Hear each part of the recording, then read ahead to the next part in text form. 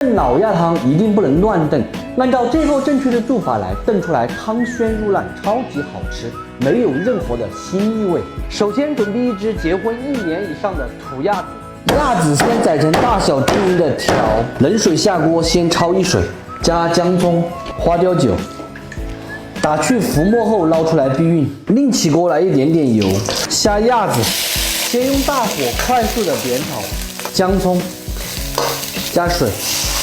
今天炖老鸭汤，我们就用的这个毛锅老鸭汤的炖料，它炖出来的汤可以说是汤鲜入烂，超级的好吃。毛锅大家也非常的熟悉了，线下超市里面也经常看到。然后它呢也是一个重庆的知名农产品品牌，去线下买一包这样子的，基本上是要5、6块钱，特别的贵哈。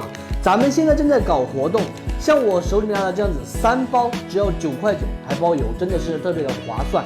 每一包都可以炖个3斤多的汤，吃起来也是美滋滋。喜欢的朋友可以点视频下方的链接直接去购买就行。它不仅仅可以炖老鸭汤，炖蹄花、炖猪肚、炖排骨、炖鸡肉等等都好吃。来上一包毛锅老鸭汤的炖料，转入砂锅里面，小火慢炖1个小时。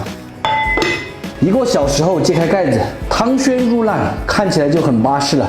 再下入一点海带，海带炖过15分钟，整道菜就可以美滋滋的开始吃了。